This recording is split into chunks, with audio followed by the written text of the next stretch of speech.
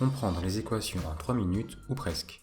Afin de comprendre les équations, je vais commencer par faire quelques rappels dessus. On va revoir quelques points de vocabulaire.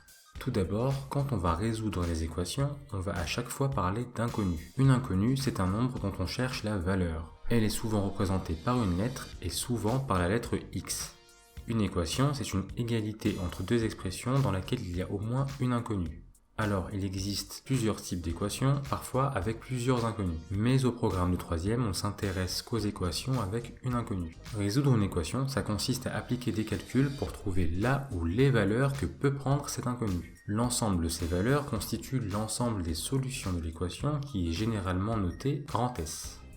On va maintenant voir quelques exemples d'équations. Prenons d'abord l'équation 2x-1 égale -x plus 2. On voit bien qu'il y a une égalité entre deux expressions, 2x-1 à gauche et -x plus 2 à droite. Il s'avère que cette équation a une seule solution, x égale 1. On en fera la démonstration un peu plus tard dans cette vidéo. L'ensemble des solutions de cette équation se note s égale 1 entre crochets. Vous verrez ça plus en détail au lycée, mais pour l'instant, retenez juste qu'il faut noter l'ensemble des solutions entre crochets.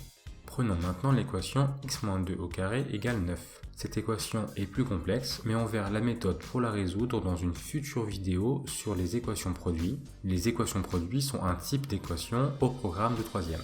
Cette équation a deux solutions, -1 et 5. L'ensemble des solutions se note s égale -1,5 entre crochets.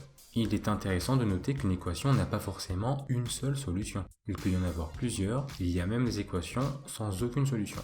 Maintenant, voyons concrètement comment résoudre une équation à une inconnue. On va reprendre l'équation 2x-1 égale -x plus 2, dont l'inconnu est x. Dans cette équation, il y a des x de part et d'autre de l'égalité, et il y a aussi des nombres de part et d'autre de l'égalité. Ce qu'il faut commencer par faire, c'est mettre les nombres d'un côté, et les x aussi d'un même côté. On veut passer le 1 qu'il y a à gauche à droite, et le x qu'il y a à droite, on veut le passer à gauche avec les autres x.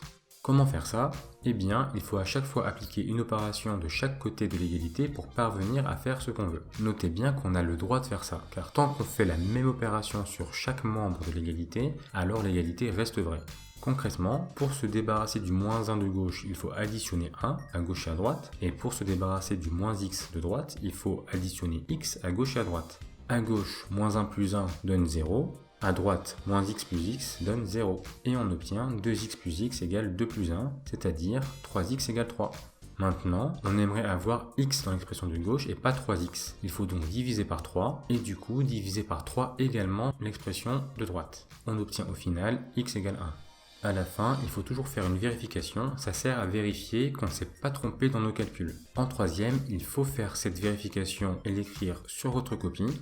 Au lycée, ça ne sera plus nécessaire, il faudra tout de même faire une vérification, au moins au brouillon, pour vérifier qu'on ne s'est pas trompé dans nos calculs. Donc faisons la vérification. Ici, il faut calculer l'expression de gauche en remplaçant x par 1, et pareil avec l'expression de droite. On obtient bien le même résultat, donc 1 est une solution de l'équation, et on note s égale 1 entre crochets. Pour bien maîtriser les équations, il faut absolument faire des exercices et c'est ce que je vous propose de faire dès maintenant. Faites pause et notez l'exercice qui s'affiche sur la vidéo. Prenez bien le temps de faire ces exercices de votre côté. Vous trouverez en description un lien vers la vidéo qui donne la correction.